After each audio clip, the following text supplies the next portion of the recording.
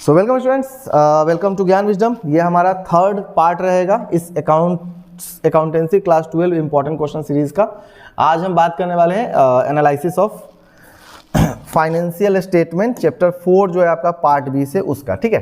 So students, मैं आपको फिर से बता देता हूँ कि हमारे ऐप पे, मतलब ज्ञान विजडम ऐप पे आपके लिए बहुत सारे नोट्स अवेलेबल हैं, जैसे कि अकाउंटेंसी, ठीक है, business studies, finance, eco, okay. इसके अलावा कोर्सेज हैं इंग्लिश के, ऑल्टी के और बिजनेस स्टडीज़ के, ठीक है। इन सभी के आपको कोर्सेज मिल जाते हैं और अकाउंट्स का कुछ वीडियो लेक्चर्स मैं आपको ट्राई करूंगा इसी मीनवाइल मैं यूट्यूब पे ही प्रोवाइड कर देने का, ताकि कुछ आप वहाँ से भी पढ़ पाओ, ठीक है। तो आप ये सभी का आप नोट्स ले सकते हो, जिसका प्राइसिंग बहुत कम रखा गया, 100 रुपीज़ के आसपास।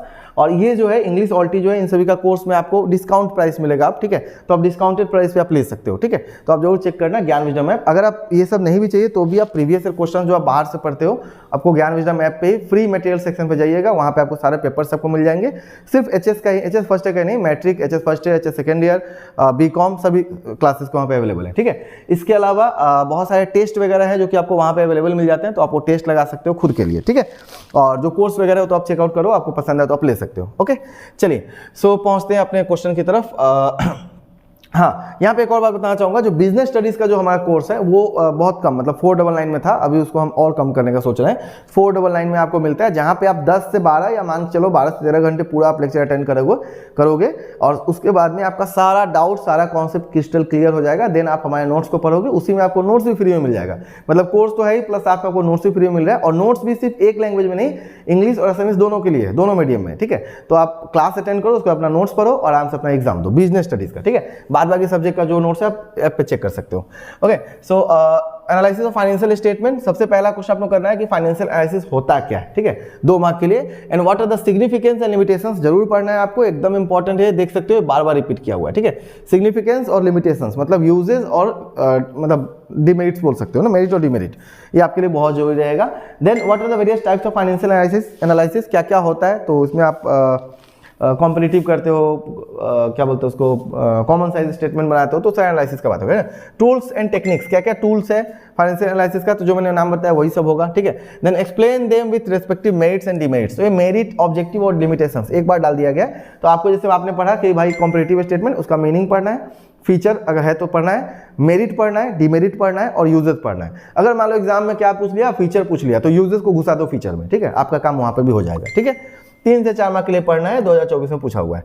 कॉम्परेटिव स्टेटमेंट क्या होता है, कॉम्परेटिव स्टेटमेंट्स में आपका बैलेंस शीट और इनकम स्टेटमेंट। हाँ, अब इसका आपको मेरे ख्याल से प्रैक्टिकल पॉइंट ऑफ व्यू से मैंने दिया हुआ था जब बनाया था तब, ठीक है। तो ये प्रैक्टिकल के लिए पूछा गया कि आपको कॉम्परेटिव में बैलेंस शीट ऑफ इनकम पूछना है, प्रिपेयर करना है, जिसमें भी बैलेंस शीट बहुत कम बार पूछा जाता है, ज़्यादातर टाइम इनकम स्टेटमेंट पूछा जाता है। कॉमन साइज जो है वो 15, 17, 18, 20 में पूछा हुआ है बार बार, और ट्रेंड एनालिसिस जो है 14 और 19 में पूछा हुआ है, ठीक है। और इन सभी का थ्योरी मीनिंग भी आपको देख लेना है, ओके। देन उसके बाद में नेक्स्ट आते हैं रेशियो एनालिसिस। रेशियो एनालिसिस क्या होता है, इसका मीनिंग पढ़ना है। पहले तो आपको रेशियो क्या होता है वो पढ़ना चाहिए, देन रेशियो एनालिसिस क्या होता है अकाउंट्स के टर्म में, वो आपको पढ़ना चाहिए। व्हाट आर द ऑब्जेक्टिव्स और एडवांटेज, क्या होता है इस एनालिसिस को करने का फायदा क्या है, इसका ऑब्जेक्टिव क्या है, ठीक है। देन उसके बाद में इसके लिमिटेशंस क्या है, तो ये आपको देख रहे हो कि 22, 23, 24 बार बार रिपीटेड क्वेश्चन है, इसी पॉइंट से बना हुआ है ना। अब हो सकता है वहां पे सिर्फ बार बार लिमिटेशन या फिर एडवांटेज ही पूछा हो, बट मैं आपको बोलूंगा आप तीनों ही पढ़ो, क्योंकि क्या पता आपके एग्जाम में क्या आ जाए ना। तो अपने को जो टॉपिक पूछा गया उससे रिलेटेड सारा बात देख के रखना है। हाँ, ये सारा बात नहीं है, ये 50% बात है, 50% मैंने क्वेश्चन डिलीट कर दिया, मैंने आपको नहीं दिया है। इंपॉर्टेंट क्वेश्चन मैंने इंपॉर्टेंट के हिसाब से दिया है। आप मैंने जितना आपको दिया उतना अगर आप कर लेते हो, फिर आप देखो आपका एग्जाम में या कोई भी प्रीवियस ईयर पेपर आप लगा लो, उससे बाहर आ ही नहीं सकता। प्रीवियस ईयर पेपर तो ठीक है, एकदम लिटमस पेपर टेस्ट होगा आपका, क्या कोई भी कॉलेज का आप पेपर लगा लो, कॉलेज का कोई भी पेपर उठा लो और चेक करो कि ये सारा क्वेश्चन वहां पे आया या नहीं। अगर आया है तो आप मान के चलो कि इसी में से आपका फाइनल का पेपर बनने वाला है, ठीक है। 1-2 मार्क वाला क्वेश्चन को छोड़ के, 1 मार्क वाले को छोड़ के, मतलब। टाइप्स ऑफ रेशियो, क्या क्या टाइप ऑफ रेशियो होता है ट्रेडिशनल क्लासिफिकेशन के हिसाब से, तो आपको 2 बार पूछा गया है। देन मीनिंग आपको जानना है करंट रेशियो का, ठीक है, लिक्विड रेशियो का, जो टाइप ऑफ रेशियो वो यही सब है, ठीक है।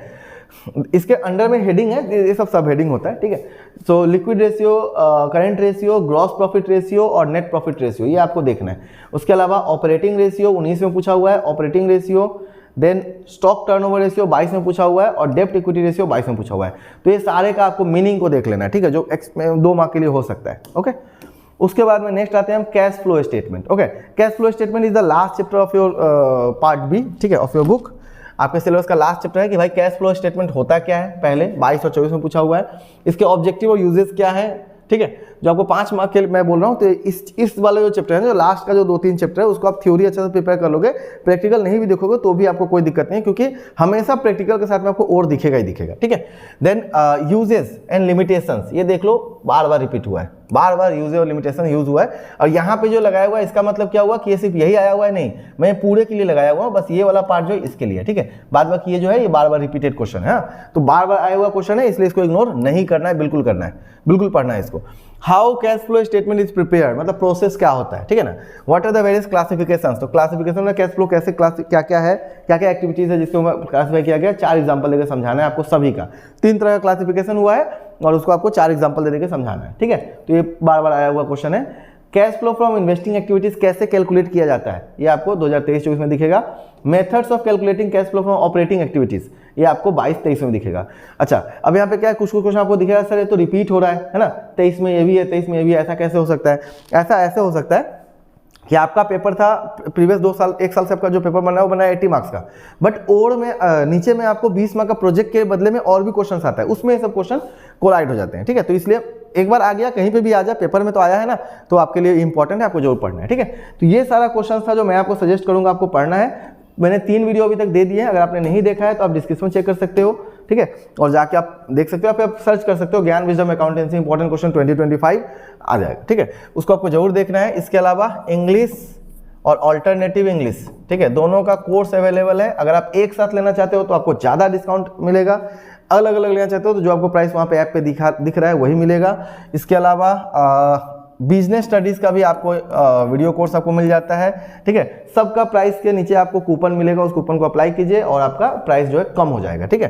देन उसके बाद में आपके पास में आता है अकाउंटेंसी, बिजनेस स्टडीज़, फाइनेंस और इको, इन सभी का आपके पास में नोट्स अवेलेबल है, तो नोट्स आप देख सकते हो। और इसमें बिजनेस स्टडीज़ का जो नोट्स है वो एसएमएस मीडियम में भी अवेलेबल है, ठीक है। तो बेस्ट ऑफ लक आपके एग्जाम के लिए, अच्छा से पढ़िए। कोई दिक्कत कोई डाउट हो तो नीचे कमेंट कीजिएगा, ठीक है। और बिजनेस स्टडीज का जो इंपॉर्टेंट क्वेश्चन है वो भी मैं धीरे धीरे देना शुरू कर दूंगा, ठीक है। Bye bye.